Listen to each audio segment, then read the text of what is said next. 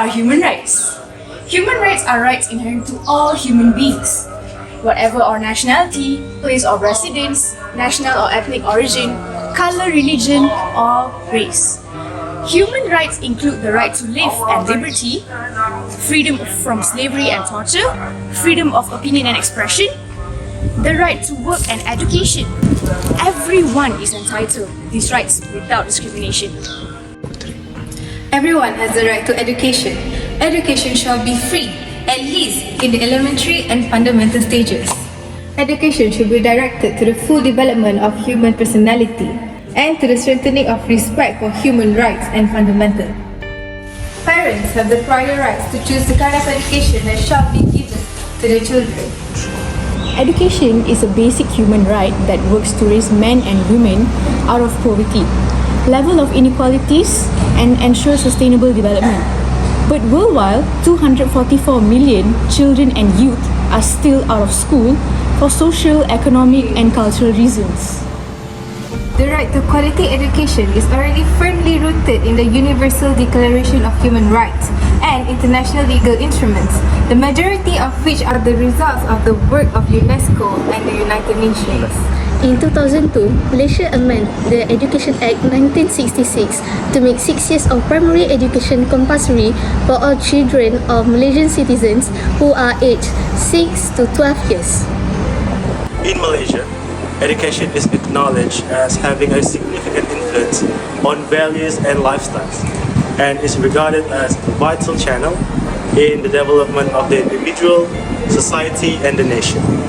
Values education, especially values education that is in line with the teachings of religion, was in existence long before formal education began in this country, and continues to have an important place to this day in spite of inroads made by materialism.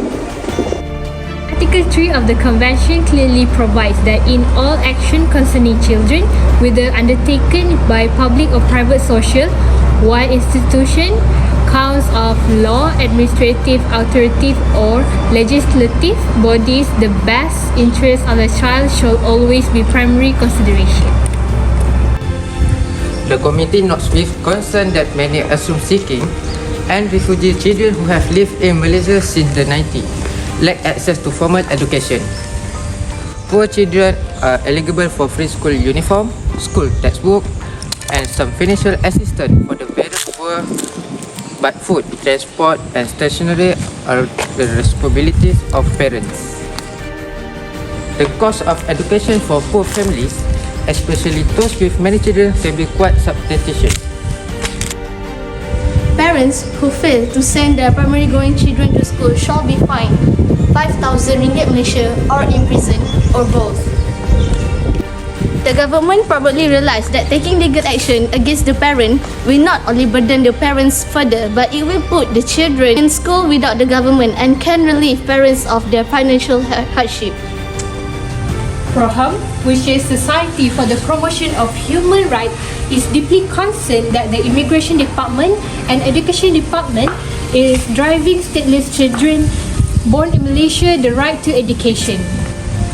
Children, particularly those from marginalized groups, face difficulties obtaining birth registration, which can have negative impact on their access to education.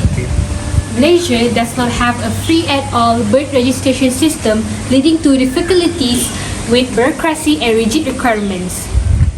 Education is the key to life, as it provides for the moral, spiritual, intellectual, and socio-economic development of human beings.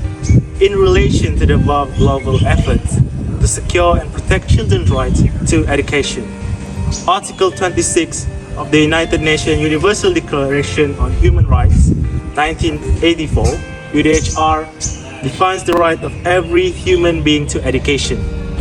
Everyone has the right to education, which shall be free, at least in the elementary and fundamental stages. Excellent education shall be compulsory.